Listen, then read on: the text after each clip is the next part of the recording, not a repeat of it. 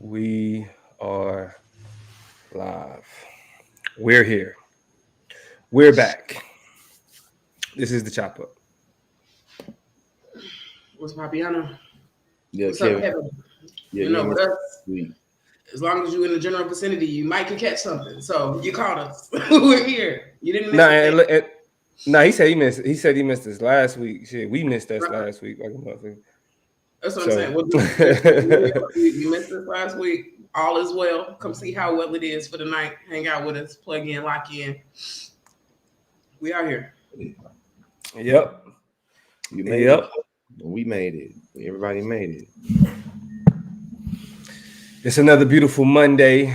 Y'all know how we get it in. Indeed. Pinky Promise Life in the building. What's happening? Mm-hmm. And then Hey, and I'm mad. You know what? Do y'all see this? Y'all see that? That's It's a great. gray. And Yeah. it keeps coming back. There's a I keep picture. plugging it. There's a picture on my phone from way back when we used to record together. We was over here, and I found a gray in your mustache and took a picture of it. I don't know if you remember it, but I seen this picture like, why the fuck am I so close to his face like this? And it was because it was breaking news that you had the gray in the stash. So now it has a friend. Hello, friend. It's ugly. So I'm It's ugly. on the way. what's up, Miss Maisha? Hey, but yeah, y'all say what's up as y'all come in. Kevin in here. No, hold on. Pinky I gotta Promise. tell you, Malcolm X's daughter. Hold on. I hope you ain't talking about the daughter that I got to meet too. I mean, y'all seen that Malcolm X news about his alleged killers being freed from prison, exonerated after 35, 40 years. So who did it? Danielle was good. Sorry So you who had did to it? move. You good. Who had to move? I mean, I do, but not right now. Oh, Tony, damn. Yeah, Big her Hill was daughter popping. Malika. Yeah. It's not the daughter I meant, but her daughter. I mean, the daughter Malika was found dead in her apartment today. Oh wow. I'm just making reports about it like literally 30 minutes ago, 4 hours ago. Yeah. That's Oh, crazy. Kevin, you talking about me? I haven't moved yet, but it's coming. So I appreciate it. Thank you for your concern. Send all prayers, thoughts, well wishes, cheap rents to Southern California because I need it. Desperate in the situation, but we're gonna figure it out. It's very stressful. It said that her death doesn't seem suspicious. But I guess we gotta wait and see. And kind of let all the details, I'm saying, play out. Let it all Yeah, come out. But Miss Baisha been saying, that the brothers of the Nation of Islam probably weren't the ones who propagated that murder, and that it was the FBI and the NYPD. Don't doubt it. You know what I'm saying? We continue to pull back layers of things, but we've talked about things in unofficial ways in terms of our black leaders because the truth always been hidden and covered up for a while now. So right, at least the people who didn't do it are being released. That's always a good sign to get see black people free. 60 years later type shit, but yeah. It's wild. What's up, Lisa? Happy belated birthday, girl. But yeah, I mean that's a bit of breaking news. Bit of breaking news here on the chop up. The daughter of Malcolm X is found Malika passed, deceased in her apartment. Yasa. I feel like most of us are familiar with Yasa. She's the one that's more in the public eye. Mm-hmm. Right. No evolution agreed. No evolution agreed. As long as it doesn't seem suspicious, may she forever rest in peace for sure. Yeah, I mean, I don't see no reason to play with no conspiracy theories. You know what I'm saying? Like, I mean, especially like with the dudes just getting out. That shit be like coincidental as fuck. Like that ain't. I mean, what would even be the significance of that? But then that's a nigga that be in that shit to say that's exactly what they want you to believe. Exactly.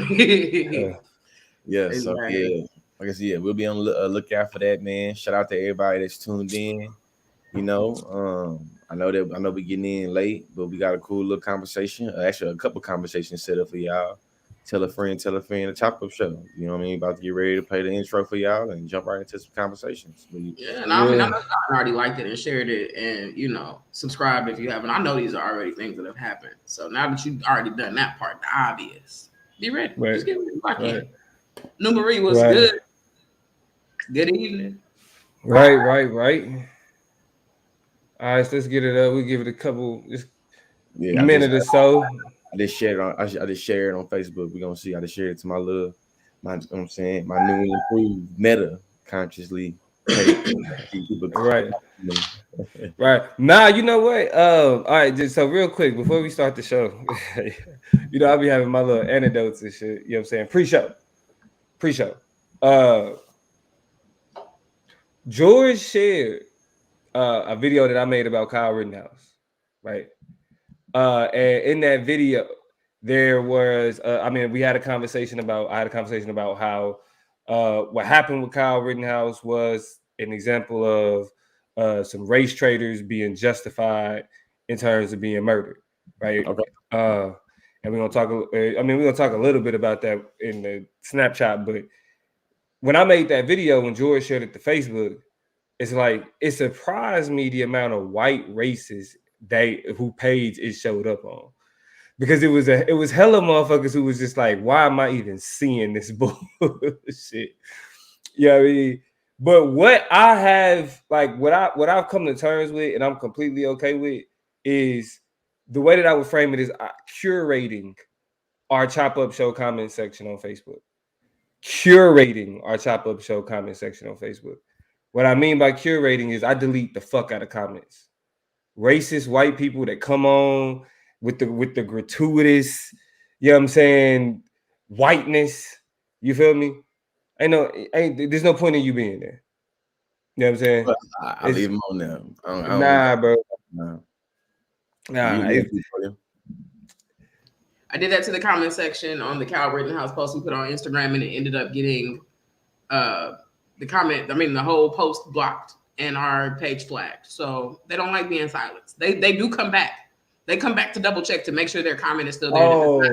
They decide to what's it called? They not announce it, but they tell on you. Hold on, but look. What's crazy about that experience, right? What's crazy about that experience is on that post, I got they called me a hood rat, right? Like when them white people called me a hood rat on that post, I returned and called them trailer park trash, and my comment gets flagged. That's how it goes. My comments gets flagged for responding and calling them trailer park trash after they called me a hood rat. My comment get flagged, bro. I'm telling you, Meta is book. Keep me away from the Meta motherfucking verse. Welcome to the Meta. You know what I'm saying? They can have that shit, bro. Oh God, they can have that shit. Welcome to the metaverse, man. But it's really how I feel like that's really how most of the social media platforms operate, though, man. They say some racist shit to you, you respond back, and the person that hit somebody back in the classroom, you the one getting in trouble. Exactly. You know what I'm saying? That's usually how it go. And then even if you try to be proactive and be like, you know what, I'm not gonna respond, I'm just gonna report you. Well, they respond back like, we see no issue with this. We don't find anything wrong with you being called porch monkey, right? That's social media for you, man. That's social media. It's a bitch. But with that being said, we're gonna go ahead and get into this thing. We're gonna start the show the way that we always start the show. We in here. Let's get it. Me, my guys, we really lie. Lord, forgive me, pay my tithes. Please don't have me reach inside. And that's in the console. Keep the semi when I ride. Lit off Henny when I drive. In the city, we gon' slide. Bet I be there pronto. What's good, y'all? We are back. This is Monday. I am Damo the Political Plug.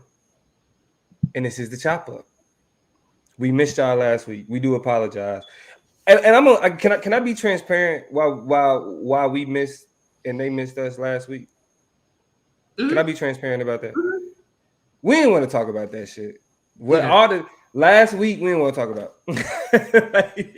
It was like we took a mental health week. Fuck it. It was just too much. And then everybody else was already doing enough with it, and the type of conversations people want to hear. It was so we just let it play out. We got some conversation for y'all today, though. I mean, refreshed, refilled, refocused. Baby Danny Lee, Travis Scott, Horse, like nah. Yeah. So we here. It's Monday night. We do it the way that we do, late as always. But who else do I have with me? It's your girl 20G. Happy to be with y'all Thanksgiving week. Hopefully y'all are being able to experience some type of extended break. Shout out to my people who working Black Friday mornings, who ain't even gonna get Thursday off, who gonna have to fly in for the job even then. People who I feel for y'all, but everybody, the true American heroes. I mean, honestly, because there's a lot of people still plugged into everything. And Kevin, that's for absolutely sure. It's always free Julius Jones. We're gonna talk about that, but I mean, just shout out to y'all. Every time I look up, I don't know what it is about being older than 25, but the calendar just phew. So every week I come back to y'all. I'm like, have y'all lived a month of life in the last week? Because I have, and here we are at the start of another one and the end of another month. So it's good to see y'all again. It's popping. Yeah, man. Hey, first name Conscious, last name Lee. Consciously coming soon. Consciously.com coming soon. But in the meantime, in between time, you still can catch me at georgelee.com. And shit, we're about to get into this conversation, man. Is it georgelee.com?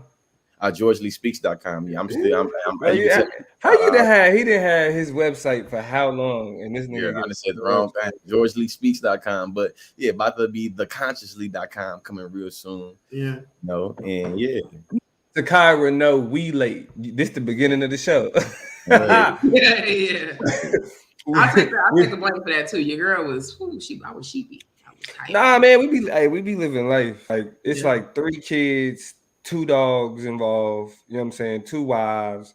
It's a lot of moving pieces in this. But with that being said, let's go ahead and move into the Snapchat. Toya. All right, let's talk about the Snapchat. Today, Snapchat is going to be a little bit different. We going to kind of do this in the form of a couple of different conversations, right? So this is called the Snapchat lineup, if you will. And this is where we're going to group and scoop a lot of smaller conversations that could be bigger conversations, but they're not going to be. We're just going to hit them real quick and move on. So, and Takara said, it's the only live you've been able to catch. Well, welcome to the live experience of the Chop Up. We glad you in the comments hollering at us. Here's where we're going to start it off at. First topic for the lineup is the Rittenhouse decision. A lot of people were going back and forth at the inclusion of the Kyle Rittenhouse sentencing or lack of sentencing, total exoneration, non-guilty decisions, able to walk free, saying a lot of y'all black folks was caught up in this, and this is not black folk business. This is white folk business. A lot of people were posting and angry and upset when he was found not guilty because another white man got away with doing wrong by black people again. And people was like, wait, the victims were white. So I asked all this, given the issue in context, but also and it was other factors people brought up about a lot of different things. A lot of things. And I want y'all to talk about these different factors that shape your decisions. But my question to y'all is this white people business or is this black people business? Or is it everybody business? Who business is this? Keeping it quick, right? So it's a little bit of both, all right? The key factor for me in this whole thing was the judge pointing out that the people that were killed couldn't be called victims, right? If you don't have a victim, you don't have a murder, right? So you have to ask yourself, what would make the judge say that they weren't victims, right? What would justify their death? Key phrase here, they were race traitors. The reason why it has something to do with us by proximity or in why in an ancillary fashion is because it was their proximity to the black, like to a struggle, which was the protest, right? Their proximity to the protest and that, speaking out against injustice that then made it justified when their life, when they was killed. So the reason why they were murdered or the reason why he was exonerated from being called a murderer in the court of law is because the judge had made it up in the mind that the people that were murdered were race traitors because they were on the side of the protesters in the first place. Interesting, right? The idea of race traitors. Plug, what you got? Kind of the same thing as Damo. I think that it's always already a racial issue. We brought them all together in Kenosha, Wisconsin. I said Washington on my video accidentally, but what's about the Kenosha, Wisconsin is that it was a race issue. You feel me? That Jacob Blake was shot, by a police officer. People believe it was racially motivated, and as a result of them believing what happened to Jacob Blake Jr. being racially motivated, they went out there to protest. You feel me? I think that it's not ironic that, you feel me, what became prioritized in Kyle's mind is the protection of property during the time of people being outraged about black people being shot.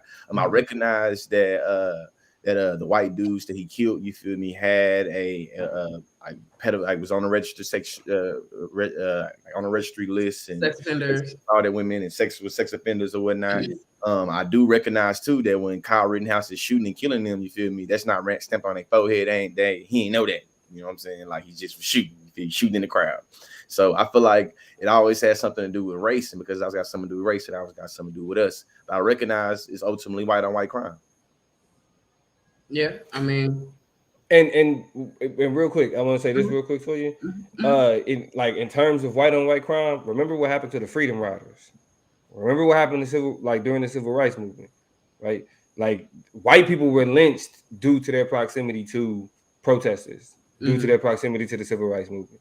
So white on white violence also stems from the racially, like, it's pretty much once you say you're on their side being black people, that means that your death is justified because of racially motivated lines that have been drawn in the sand. Yeah. And it's interesting that whole notion that you started with, Damo, of race traitorship is like the pinnacle. It's a couple pushes past allyship, right? So that because what happens is, for black people, the violence that happens to them happens on the level of the body. It happens on the level of the flesh. So the only way to meaningfully compensate or to mediate that violence is to then make your body vulnerable, right? To then put your body and your flesh on the line. On the front line. Not just your things, right? But use your body in meaningful ways to then bring yourself down to the level of dehumanization and lack of humanness, lack of fleshliness that or life that is given to black flesh, right? So that race traitor shit is deep because, you know, it is kind of the apex of sacrifice that a lot of people put themselves in, white people, when they're trying to find themselves on the right side of the right. So interesting decisions, but we've determined in the chats, even Tony said it best, it's everybody's business, right? All right, I move on to the next part of the lineup. We heard about the tragic murder of young Dolph happened sometime last week outside of a cookie shop in Tennessee. And so tragic instance, tragic situation, the news dropped and time froze. What's your first reactions to the Dolph news? One word to describe your reaction. One word. One word. Devastating. What's up? Elaborate. Another young black mogul, another young black successful person that was able to empower people and give them, I feel like, better their life materially and symbolically to taken away. You feel me? By somebody in a community that look like them. Just devastating. You feel me? R.I.P. Nipsey Hussle, R.I.P. Mo3, R.I.P. just really all of the fallen black men that were rappers uniquely. You feel me? That got erased and taken away in their own, you know what I'm saying, community. You feel me? Yeah. Devastating. What? I mean, I guess it's hard. I mean, I hate to sound generic, but it's just tragic. You feel me? Like, and the reason why I hate to sound generic is because I want to speak to like how normalized this is. You know what I mean? Like rappers dying. Because I seen an Instagram post recently that was pointing out how the number one cause of death for black men in their younger years is homicide. And so saying that it's tragic, it doesn't speak to like how this literally becomes commonplace.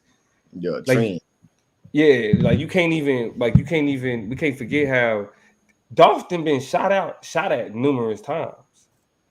He was shot at in about 100 shots, right? 100 shots. 100 shots, yeah.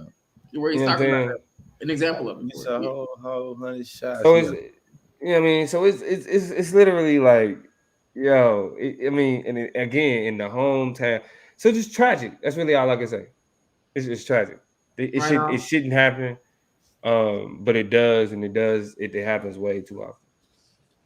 Legendary rapper Ice-T pointed out the fact that the go-to plan for black kids, black men trying to get out the hood used to be rapping, right? You want to get away from getting shot, you want to get away from being in the mix, all of that, you transition to rapping. Now it seems like rapping gets you more likely to be shot, you know what I'm saying, to become a target, the more successful you are at it than being in the game, right? Or at least an equal amount of risk. And so he was just talking about how crazy of a game it is, and getting cookies for his mama was allegedly what he was out doing, right? So, you know, just the code we've talked about before, how the code is no longer sacred, how nobody's safe, how nothing's protected. I mean, you know, somebody like that, you want to find them at their most vulnerable. Yeah, I'm gonna get you when you think you're just making a pleasant trip across town to go buy some cookies for your mama. But it's sad when a lot of these rappers, as pointed out, they die in their own cities. They die by the hands of the people in their own communities. You know what I'm saying? They die on their blocks in the places that they serve, trying to, you know, make people better. So shout out to Dolph. He's been known as a family man. I learned a lot about him, you know, over the last couple of weeks or so. And the biggest thread and the biggest trend, which is going to be awesome because Lord forbid anything happen to anybody on this call, anybody I'm close to, but I'm close to so many people who are going to be known for how they have invested and contributed to their families. And I think that's a great legacy to leave behind. So shout out to Young Dolph and RIP. Next up on the lineup, Julius Jones was on death row last week, down to the final hour. Governor Stitt of Oklahoma made the decision to go ahead and commute his sentence from death and change it to life with no possibility of parole from this moment forward, forever and ever and amen.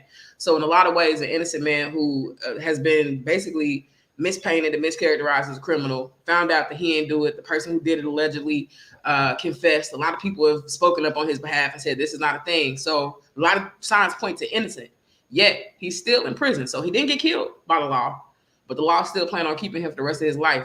What's the afterthoughts y'all taking away with, walking away with after seeing, and George, you was right there on the front lines, a lot of it unraveling. So what's y'all's thoughts of the conclusion of the Julius Jones case at this time? Half-ass. It's half-ass. I mean, you like, first of all, I mean, you can't give credit to somebody who said, like, he didn't save the man life, right? Like, he played with it. Like, we know that Stitt want to run for president. Let's keep it stacked. Obviously, Stitt want to run for president, and he wants to appeal to a certain base, and so he understands that with some shit like this, niggas will run you to the ground, sir. You ain't get this man crucified an innocent man, not even close. He ain't getting close. He ain't sniffing it. You know what I'm saying? Like, you know how like Trump, people kind of ignore him being a slumlord and him taking out the, you know what I'm saying, the ad about you know, the Central Park. How many years? How many? It was 5. I'd be wanting to say 7. It was 5 though. Took out the ad, everything with that. People ignore that part because, you know, they'd be like, what was one thing Trump did that was racist, right? And that's the thing. That's a game Republicans play. What did they do to be racist? If he allowed him to be executed, it still allowed Julius Jones to be executed. That's what he did. That was racist, and it would destroy his chances of running for president. So he had to do it. So it was half-assed because that man's still in jail. Yeah, basically. Then you get to sleep good at night for the rest of your life. Because if you think he should be alive, if you think he shouldn't be executed, then he shouldn't be in jail. Exactly. Yeah, I think that it's a lot to unpackage when it comes to like the aftermath of Julius Jones, especially because Kevin Stitt made them wait. Literally made both families, both the Howe family and the Jones family, wait up until the last 4 hours or 3 hours until he's supposed to be executed. I feel like that because the entire world has now become conscious and aware of the Julius Jones case, I think that a lot of us got left with a salty taste in our mouth that though he lived to fight another day, that he's still legally right now confined for the rest of his life to jail. I know that the Justice for Julius Jones organization and, you feel me, team is still looking for ways to, you know what I'm saying, get him free and looking for ways to be able to reverse and or throw out the order that Kevin Stitt put out. You feel me? We know that a lot of I feel like there's a lot of potential legal controversy for what Kevin Stitt did in terms of trying to tie the hands of future governors of Oklahoma behind their back and make it where they can't do nothing. So shit, really, that's the part I hate the most of it all. Yeah, but the part that I've learned though from talking to people in the team and being around kind of, I'm showing the front lines, is that there are ways for him to become free. It's just very rigid. You feel me? It's very rigid based off of how he used it, how, you know what I'm saying, how he gave him clemency. You know what I'm saying? Yeah. Considered can't be considered. They make the rules and or apply for appeal. Appeal, clemency, or commutation. I mean, but and that's one thing I learned though too. Like Plug was getting at, they make the rules. When I look at half these states and these abortion cases or these COVID mask or vaccine cases or whatever, a federal judge decided to overturn the decision here. The federal judge decided to like, so all it takes is somebody with good sense. All it takes, but that's the huge reason why people don't depend on the democracy or the law or the system, because people are like, laws can change. Look, slaves got the right to not be slaves, and women can vote and shit like that. Just the same way they can give you them rights, the same way they can roll them back. It is that same plasticity, that same flexibility in the system that both gets me excited and makes me scared as shit at the same time because of the ways. Man, but that's why people need to be more involved though, because if you know that it can change like that, he's never gonna know it can change like that. He's never gonna miss a chance to talk about representation, everybody. About reform specifically. You know what I'm saying? That representation, goddamn. But I think my final thoughts on the Julius Jones, especially echoing they make their own rules, is that the parole board recommended that, you feel me, that his life sentence be commuted, you feel me, and that he had possibility of parole. And Kevin Stitt went against the recommendation of the parole board, a parole board that he picked, a parole board that he appointed. You feel me? He went against what they recommended and recommended life without parole. So again, when we think about people being able to make their own rules or make it up as you go, shit, well, there it is. All right, we pushing up on 30 minutes of the Snap Chop, so we finna run in and run out with this last conversation. We've sat back and let the Travis Scott situation unravel, right? We've seen Live Nation, we've seen Travis Scott, we've seen Drake, we've seen a lot of people have fingers pointed at them as the accountable and responsible parties. Now we are looking at over $2 billion, I believe, worth of lawsuits and growing. Right, every single day, people still in the hospital from this particular event. So my question, literally, what we got on here, this added to the suit, $1 million a piece because they handled, dead bodies and felt like they said they've been dealing with a lot of trauma since. Yeah, I mean, shout out to Noel. Absolutely. Shout out to Noel showing love. We are definitely official partners of the city of Littleton, Colorado. Excited to be participating and coming in and talking about these types of social issues, as well as our specialties, civic engagement, understanding diversity, equity, and inclusion and leadership. So if any of y'all need that type of conversation where y'all at, hit us up anywhere you can find a Chop Up Show. Noel will tell you. We about to come in there and bring you what you need. But my question, real quick, before Travis Scott, before we get up out of this, is this. Is there a world? Because y'all know Travis Scott got hella shoes. Him and Nike got a partnership, a lot of stuff going on.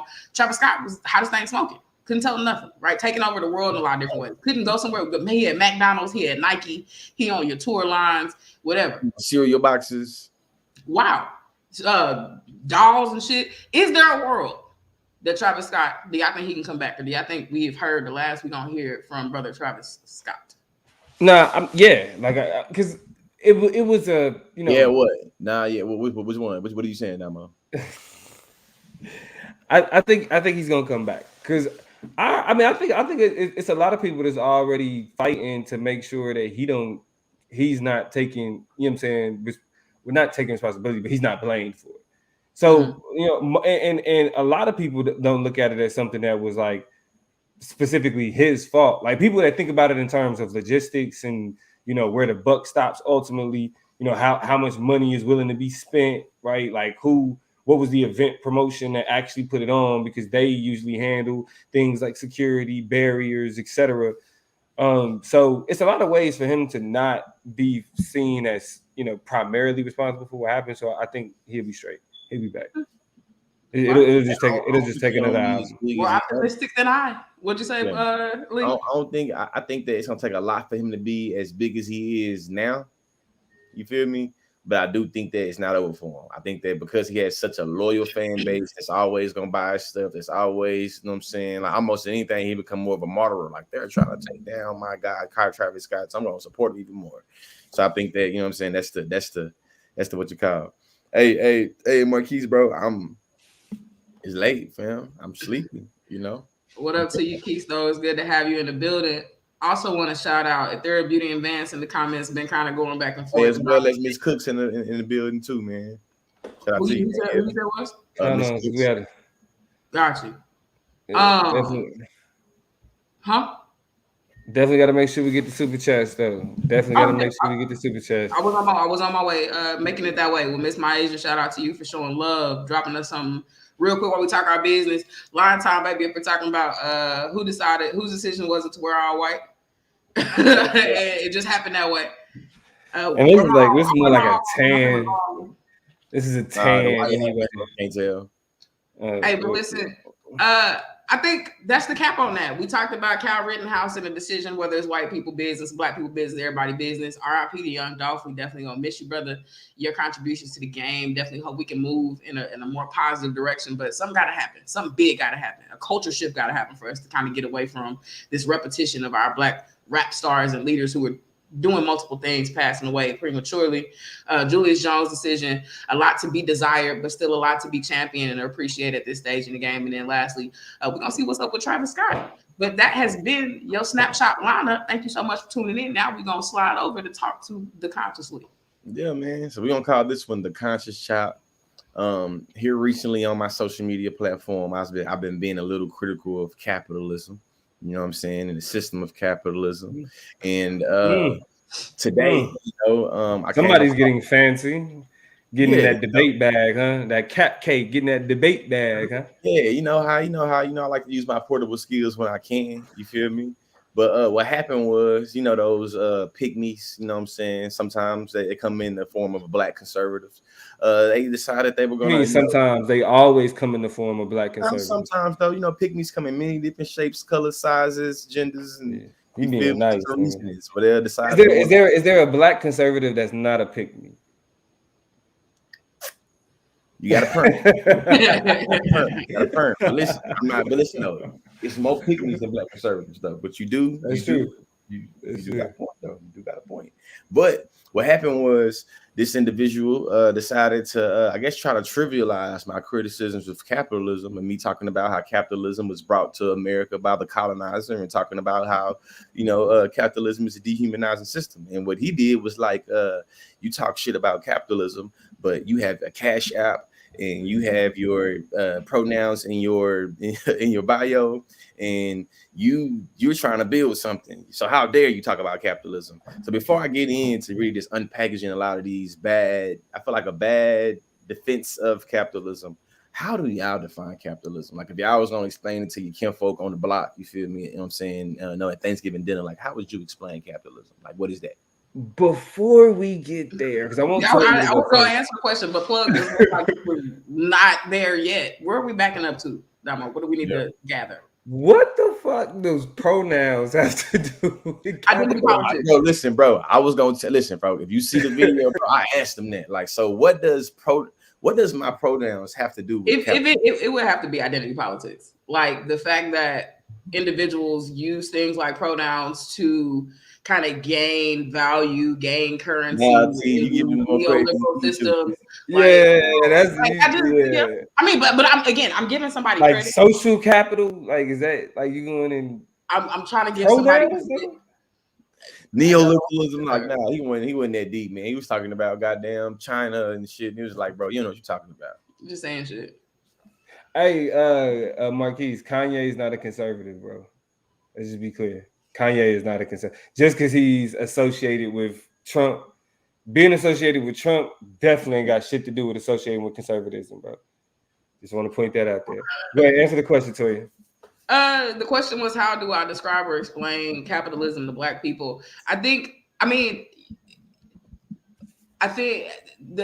them the objective definition of it, right? A system that it functions on the existence of a worker and of people with power who determine the conditions of living and the functionality of those workers, right? A market exists. We all exist and participate in said market. Some of us are victims in said market. Some of us thrive in said market. All of us have aspirations in that market, but a division of power that materially manifests itself in the way that we live our lives on a day-to-day basis, right? And that's just the way to explain it. That is objective, that gets all the moving pieces kind of accounted for and just helps them understand and explain what I mean when I'm talking about a system that we all exist in. Yeah. Damo, how would you define capitalism? Explain it. I define it like it's a value system that prioritizes profit over everything else, like accumulation, like gaining. You know what I'm saying? It's a value system that values getting shit over everything else.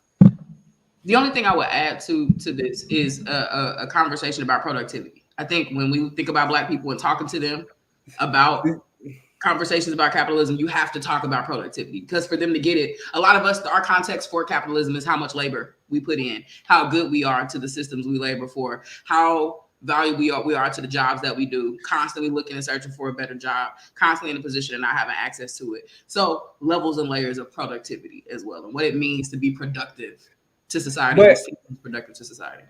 but when I'm talking to niggas, I specifically focus on the value system, because the labor portion, it's like a whole different mindset. You know what I'm saying? Like when we like that the hustle perspective, you know what I'm saying? That you got to get out there and get it perspective, because that's what drives what people assume is the conservative relationship with capitalism. Is just like, yo, we're gonna get out here and get it. You know what I mean? Like if you don't work, you don't eat type shit. They not thinking, you know what I mean, like be like servant class. They not thinking that. You know what I'm saying? Sure. So the way that I try to explain it is like it's more so the rubric by which value is understood, and in that rubric of capitalism, profit accumulation. You know what I'm saying? Is what's more important. Then that's and then I think the when you drop down in layers with niggas, you start to talk more about labor. You know what I mean? But I like to start the value system, how you understand shit, right? Because like, how do you view who's worthless and who's not? You know what I'm saying? So I like to sit there specifically because we value labor, like we value labor like a motherfucker. So it's difficult to get niggas to understand that in the context of capitalism, because the one thing that I say specifically, and this is where I put my little, I mean, like how, like even like on other places on YouTube where I talk about it, is because of like race. Race is how, you know what I'm saying, race is what mystifies capitalism. Race is what allows capitalism to be the value system that we actually exist in. But because of the cultural impact of race, we look more so at, I mean, like our skin tone and everything else, instead of looking at motherfuckers and being like the haves and the have-nots. Yeah, because you recognize how skin color impacts have and have-nots. I see a theory of beauty say, I say that capitalism is a system that thrives on monetization of everything, whilst depending on exploiting many groups of people and supporting other groups. To add to that, really, how I would explain it is it's how production versus consumption is, or how production and consumption structures private ownership. You know what I'm saying? And then I'll talk about like value systems and how everything we think about in terms of the hierarchy of value is always centered around production, consumption, who get the ownership. You know what I'm saying? My next question though, you feel me, now that we kind of I feel like flushed that out a little bit, in the comment section as well. Do y'all say capitalism is a good thing or a bad thing? Are you rocking up? Somebody rocking up, tapping the toe. But My fault. is cap good or bad? It is inherently There you go. neutral system. However, I won't say a neutral system, but I'll say a system. I'll say it is inherently. I didn't mean to do that. I mean, because I don't know. Give your answer, Toya. Give your answer. I'm about to. Your face didn't bother me. My literal words did. Yeah, but that's because I feel like anything can be bad. Anything can be good or bad, or have good or bad, produce good or bad things based on who uses it. Right? Capitalism, the same way, and I give this example all the time when I talk about the law. Right? Because law is not bad. Order is not bad. Creating and developing a way for people to coexist alongside each other and juxtapose each other in moments of agreement and disagreement is not bad. And so Black people don't necessarily think that the law was bad. Our ancestors, our literal lineage, our people, the current state of Africa has law tribally, right? Even before slavery, before we were influenced by the American iteration of law, we had systems and ways of designing our cultures and order and things like that to help regulate how us as a people existed in community, right? So law is not bad. It is white supremacy in law. So capitalism is not inherently bad. It is the ways that things like white supremacy, whiteness are able to shape and give the teeth to what capitalism is and how it functions, right? I think in this world, I don't know if I would call, I don't know. And then this is where we go down a rabbit hole of personal politics that I don't think we have to get into. We can if we want to. But I honestly don't think that capitalism has to intrinsically be bad. I think the ways that it is manifested, I think the version of it that we have is one that is problematic. Yeah, I think, and it's Marquis' comment actually is usually what I stand on, where I stand on this, is like capitalism is fucked up inherently. Like what it like, because it's like I get that they're you know, it's always dependent on the system and, you know, those types of things. But I mean, I stand by the belief that that capitalism requires a permanent underclass. It requires a servant class. It requires somebody to be fucked over in some capacity. And so I think capitalism is a more modern form of certain aristocracies that existed in the past. But the way that they're able to maintain that aristocracy is by saying that you can get here too, when knowing good and goddamn well, because of how shit set up, the fuck you can, right? There may be some people who slip through the cracks, but for the most part, the majority of the masses are going to end up in some form of like that, taking part in some form of labor, to where the labor that they put in and what they get out of it is exploitation. Yeah, you know what I'm saying? Exploitation and dehumanization is core to capitalism, my understanding. And I mean, and this is why I was so reluctant. And I mean, I'm a very flexible and amicable person to argument, to knowledge, to adding levels and layers to my perception of things. So I'm jogging with what y'all saying, even Marquis' distinction between capitalism and commerce, because I think that's an important distinction to make, and kind of what I was getting at without saying. But then, along with what the plug is saying, I see Ethereal Beauty's comment that says it's bad because some things shouldn't cost money. Some things are priceless. But considering these systems and their designers, how these systems and their designers have managed to ruin precious things like life and death by putting dollar amounts on even our entrance and existence in our society, it can fucking go. And that is where I hardcore agree, right? Like life is, I don't have a justification for how it is that we, like things like water cost. Right, or things like those. That's where I'm at a loss. So capitalism has no limits. It has no bounds. It is literally saturated every single kind of episode, every single core, every single nook and cranny of our existence, to the point where I want to draw a line in it, but I can't. Right. So by default, then I probably can't be that big of a fan of capitalism, because those very notions of putting value on things that are essential to life are bad. I think cap is good for things like innovation. I believe that capitalism is good to keep people competitive and creating shit, so that you are constantly trying to get better and make things better and improve society. Right. You built the toilet. And what's the motivation to make a better toilet unless you can make a better toilet and get more money off of it, make it more efficiently, get more money off of it? Then somebody else like, okay, I'm gonna make a better toilet than you. I'll make a whole better plumbing system than you. And you know what I'm saying? So it creates the type of competition that pushes societies forward. I honestly think it incentivizes those things. And I don't know if you get that same type of incentive to create, to be imaginative, if you don't tie some incentive to it like money. Right. So that's where it gets kind of hard and difficult for me. Shout out to this year's debate topic for making me think about shit like that.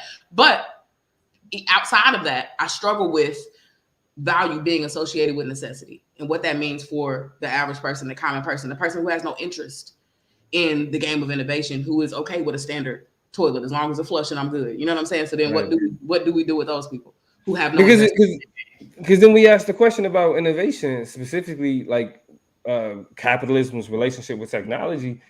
It's when we talk about innovation, it's in the form of making things easier. So it becomes about convenience. And I'll admit, I'm one of those people who will pay for convenience. Like I'm a capitalist sucker, because I'll be like, if I got to spend a couple extra dollars where I could be a little bit more comfortable, I'll do that. You know what I'm saying? And so, like from that perspective, like even like how we view innovation is caught up in like making things easier, making motherfuckers more comfortable. You know what I mean? So that's where we went into the problem, because when we start talking about like consumption culture, like consumerism, I mean, and we've had multiple conversations, like, you know, just in debate about how like that shit is infinitely, it's just gonna go. Like consumption just goes up. Like there's no cap for it. Yeah, we just gonna make it. Yeah, I think that I feel like I'm thinking of the Stokely Carmichael. Well, actually, he was Kwame Ture when he did this little interview, but he was talking about how innovation in capitalism is kind of a myth, and he talked about how the interchangeable parts in capitalism, innovation, we had the technology to make it where things wouldn't break down, but if things didn't break down, you feel me, and it got too innovative, it wouldn't make no money. And that's the reason why we got to buy light bulbs. And that's the reason why we got to buy new tires. And that's the reason why. So I think that when it comes to if they make one light bulb that don't ever go out, then like keep buying light bulbs. In terms of innovation, you feel me? That would be the most easiest, smartest thing to do because it would cut down costs. But to me, it showed the myth of meritocracy because it's like, cutting down costs is the surface level of capitalism. But deep down, it's all about driving profits. So we don't care that we can make a everlasting light bulb because that won't make any money. I need you to go buy a new light bulb every 3 months. Yeah. But I think that this conversation is starting to get to I feel like what made me even want to talk about this tonight. I recognize but also this another example of what you're talking about is the distinction between hemp and lumber. You know what I mean? Like as much as we talk about like the racial implications of criminalizing marijuana, like a lot of it had to do with them motherfuckers. Like hemp was poised to overtake industry as a more sustainable, cheaper form of paper. Lumber motherfuckers was like, we're not having that. Like literally an entire industry. Hell, the banking industry wrote the banking laws. You know what I mean? So it's what ends up happening is what we looking at as innovation is more so like because it's convenient. Yeah, you feel me? Like we got these bright ass lights. We can get them really quickly. We can just go and grab them. You know what I'm saying? That's that retail logic because it's convenient and because it's a little. Oh, they put it on sale. You know what I mean? It creates a bunch of little traps to make us feel good about engaging in something when ultimately, like, we really being tricked into sustaining something that we really don't need in a lot of ways. Yeah. Actually, you know what? I think what we should do here though is instead of because we was gonna do we got gonna do the other one. You're right. Right. We might as well. You asked the question: could modern capitalism exist without slavery? Our answer would be no. And then you go on to say, and when we talk about Keats, we're talking about John Devon Rousseau, just in case y'all not confused about where we're going. Well, we keep calling this person something else. But we know this. We know this. Go on to say, if we all agree no, then how could it be ethical? And so we're going to talk about and kind of get to some of these questions. I don't want to give away Plug's topic too soon, but there's a transitional kind of part 2 appendix to this cap conversation that he's going to get into in a second. So we'll get there. Yeah. I'm about to say, well, I guess to go on so we can get into that conversation. I feel like I had 2 more questions to get the compilation game going, but I just asked one.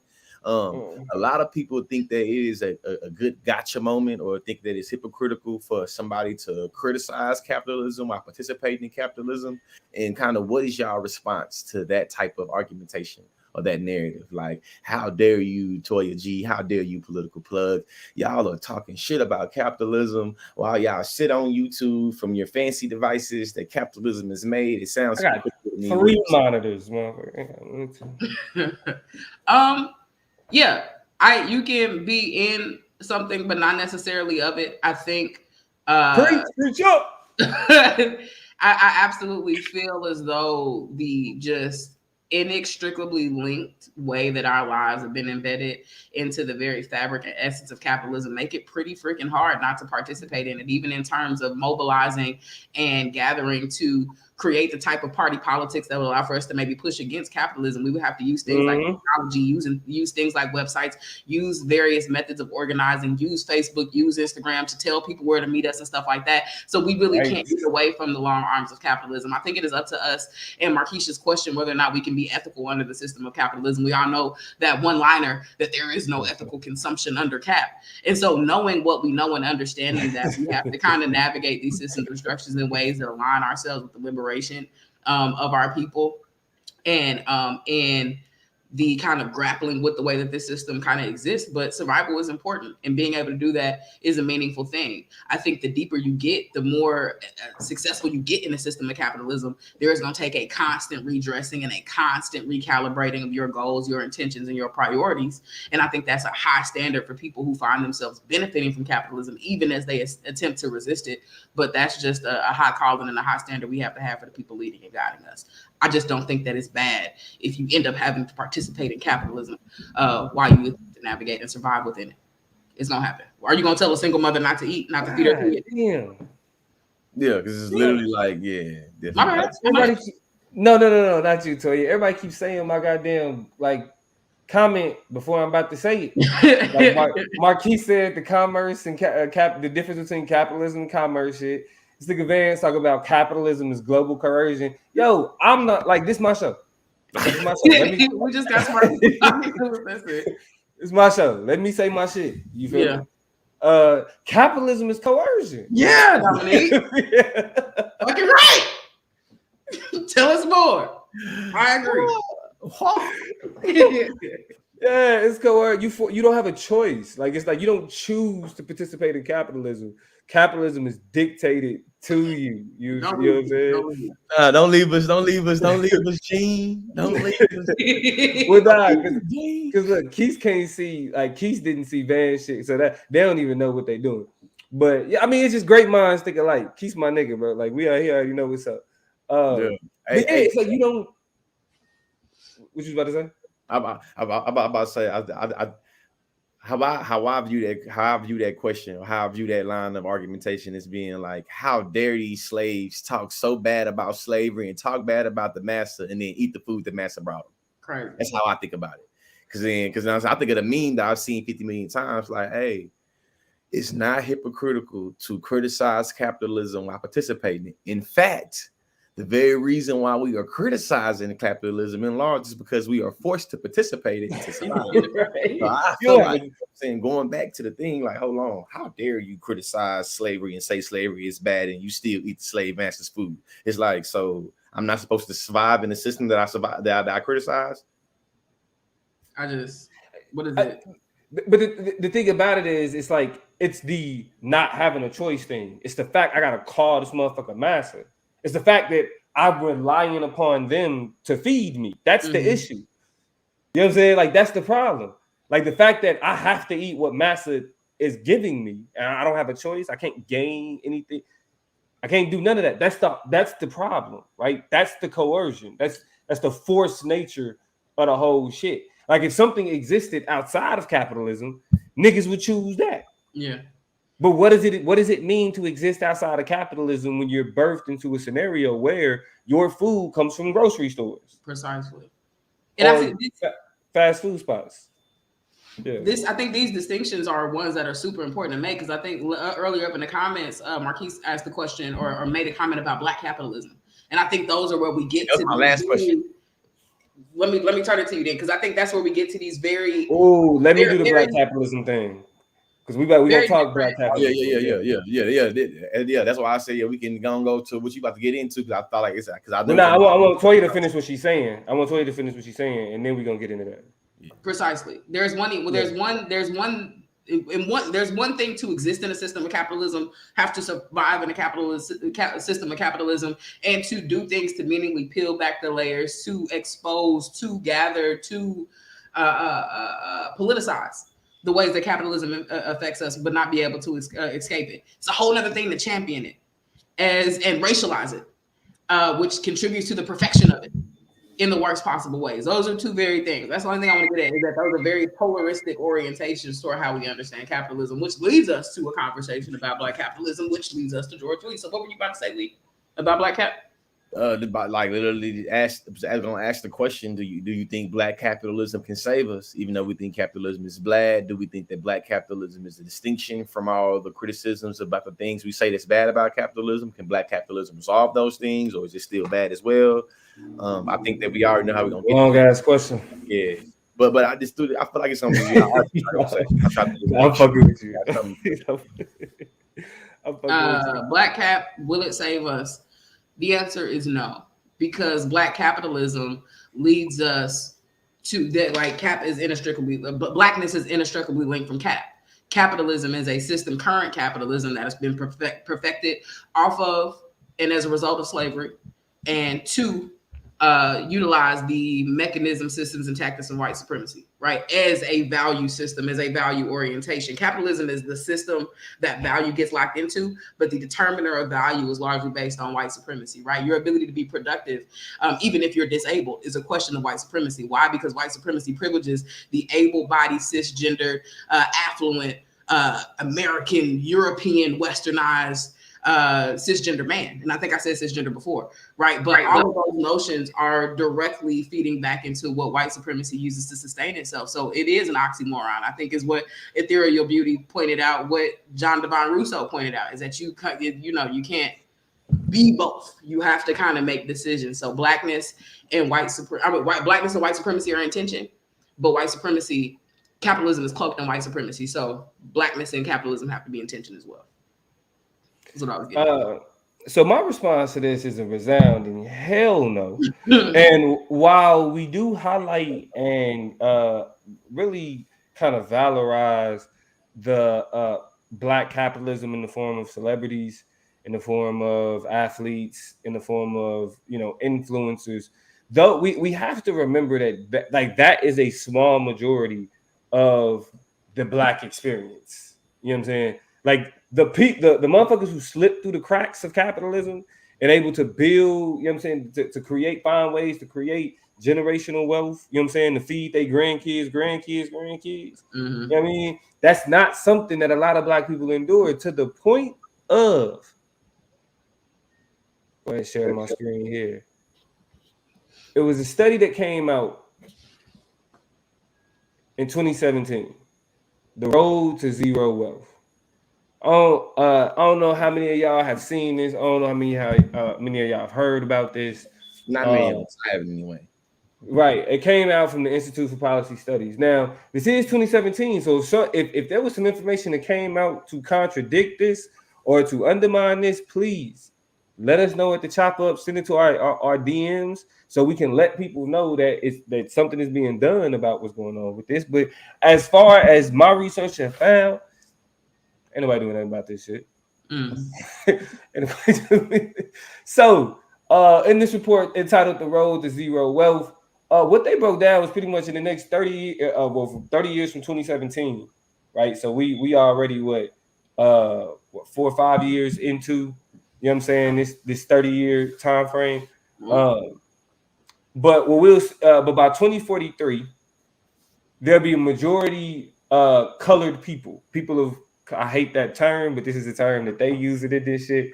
Like, for example, when we look at the key findings, it says here, while households of color are projected to reach a majority status by 2043, if the racial wealth divide is left unaddressed, median black household wealth is on the path to hit zero by 2053, and median Latino household wealth is projected to hit zero 20 years later. In sharp contrast, median white household wealth would climb to 137,000 by 2053. We're on completely opposite trajectories for the median. Right? This is what most people are dealing with. We're looking at the average. We're looking at zero wealth for black people. Let's continue. Zero? Now, I mean, and we should update, you know what I'm saying, take a look into this, because it says if current trends continue, and this is even worse now because of the pandemic and shit. A lot of motherfuckers, you know what I'm saying, not working, people out. Yeah. So it's really even worse than what was projected back in 2017. But what they said in 2017 was that if trends continue, by 2020, median black and Latino households stand to lose nearly 18 and 12% of the wealth they held in 2013. We've lost more than that because of the pandemic. While median white household wealth increases by 3%. That didn't, you know what I'm saying, again, because of the pandemic, we see some issues with that. But what we're seeing, though, is that the trajectory of quote unquote black capitalism is leading black people to the red, to the negative, like as a whole. the impact that capitalism is having on the ability for Black people to accumulate wealth is showing that it's getting worse as society progresses, as technology and innovation reaches its highest peak. Black communities are losing money. Black families are losing money. This is what Black capitalism look like. Like when we talk about the racial wealth gap, the distinction between how much money is being made. Man. Marquise is a fool. What do you say? Keep cooking, plug. My bad. Hold on, what do you say? What this nigga say? I'm looking at the screen. He said, "Don't give this school project vibes."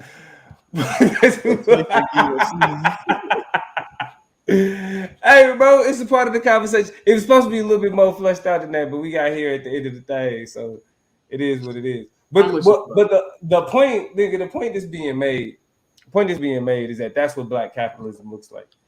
You feel me? It looks like black people being the face of labor. I mean, but slowly but surely. I mean, going backwards in terms of economic progress. You feel me?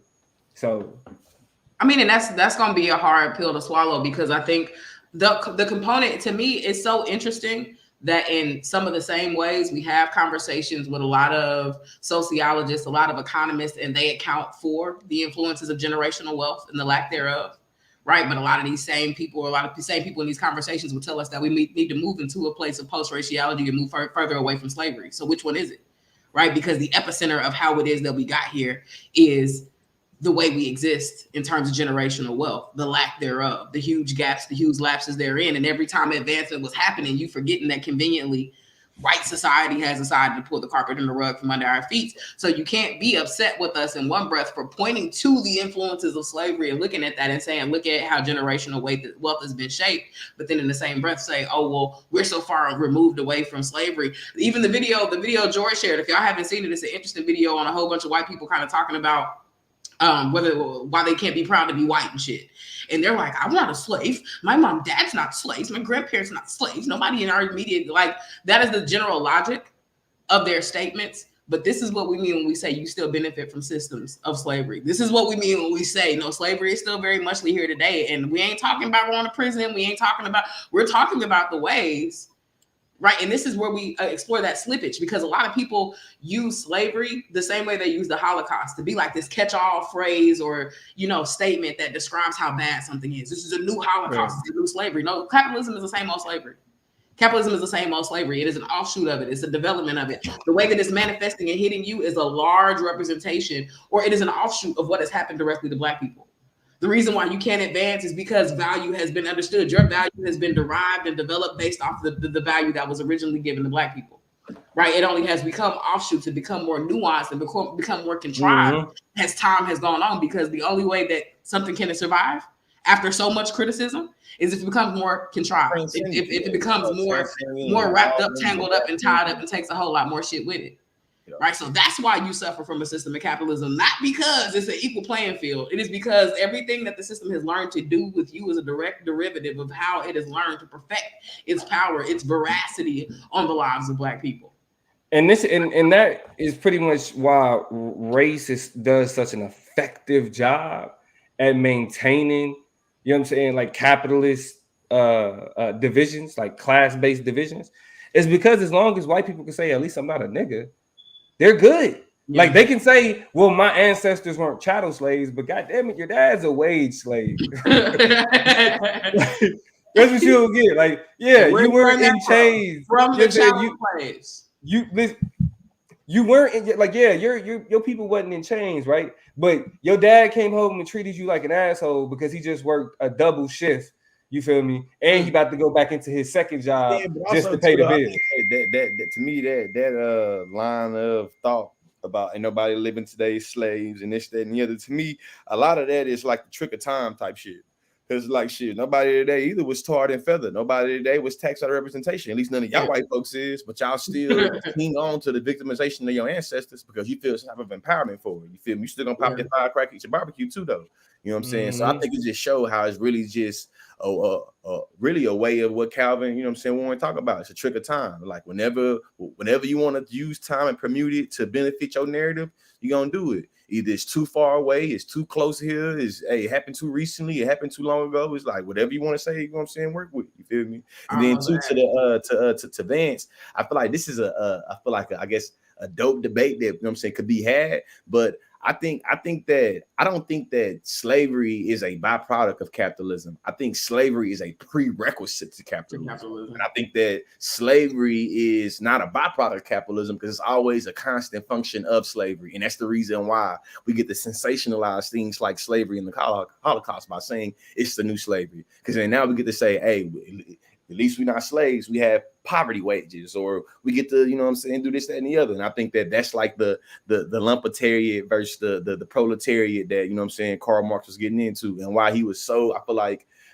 critical was specifically talking about like Africa and specifically talking about labor, slave labor. You know what I'm saying? But that's just me. Let me say this. Black conservatives are the petty bourgeoisie. Y'all just the petty bourgeoisie. That's all. You know what I'm saying? Y'all class trade. You know, we talked about race traders. They're class traders. You feel me? Because if you look at most of the major struggles throughout history, it's always been between the haves and the have-nots. But as soon as motherfuckers was able to throw a buffer in there, it wasn't. It was about culture and like literally now cultural hierarchies. Motherfuckers ain't rising up to be like shit. Like the price of food shouldn't keep rising like this, right? Corporations should have this type of control. Niggas ain't rising up to fight that because they're like, I want to maintain my whiteness. My whiteness is more important to me than getting fucked over by some corporation because they told me to believe in the American dream. See, and one of the things too I want to point out from the comment, Infinite Blink says this, and I think I kind of want to push back against this idea. This is kind of salient to where we're going. Slavery was an innovation within capitalism. I disagree, and here's why. Yeah, I do too. Because there are components of capitalism, of slavery, that capitalism can't explain.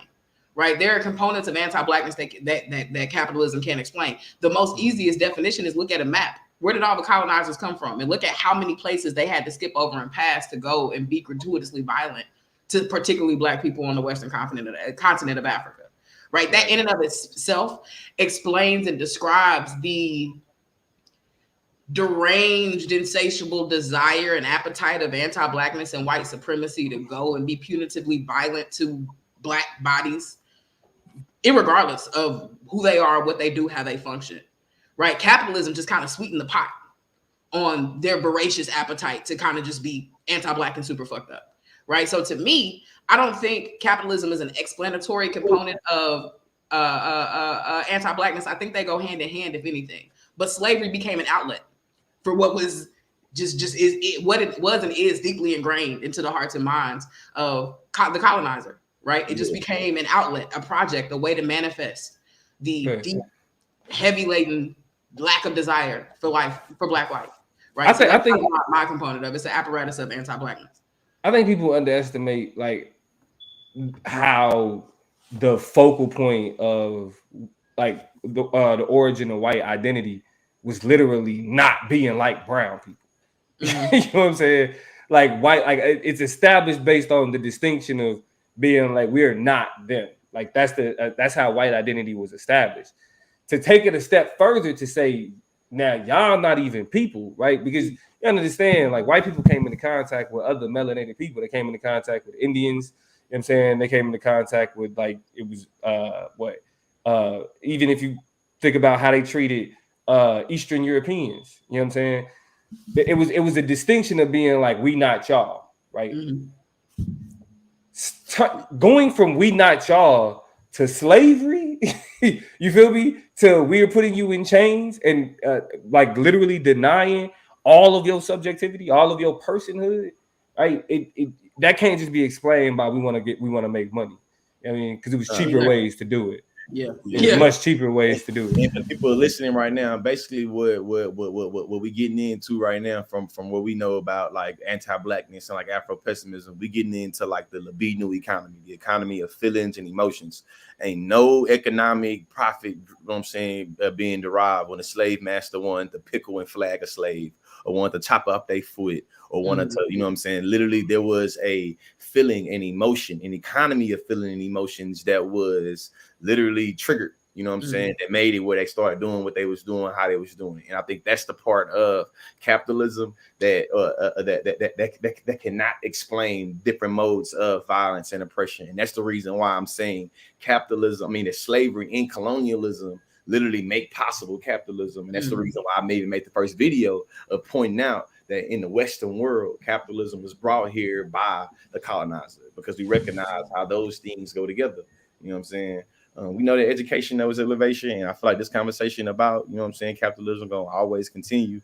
And Jalisa, shoot me an email of the 1619 projects part specifically on capitalism though. I might got me a little visual right there. Yeah, I mean, and with that being said, man, I feel like we need to do more of this. Yeah, you know what I'm saying? Random debates. We just say get into some good theoretical shit. You feel me? Because like we not fucking TMZ. Like, we really not. Like, ain't trying to be either. We really not. You know what I'm saying? Like, we really got way too much more important shit to talk about. You know what I mean? Than really come with like that. You the baby and Danny Lee. Like, hey, but you know what? And listen, I appreciate Keith calling me out. You feel me? I should have came a little bit more prepared than that. You feel me? We got a standard of academia, scholarship, and literature over this way that we will make sure we maintain. I'm talking about that senile, that sentimental effect is huge, and that's really what they be saying. This is the new slavery. It's the new. That's really what it is. That's their relationality they trying to forge. Like, bitch, we ain't relational. Yeah, without a doubt. But with that being said, if it is some shit that y'all hearing about or that's being discussed that y'all would like us to break down, that is in that, you know what I'm saying, that more academic lane, let us know. Y'all go to the chopper.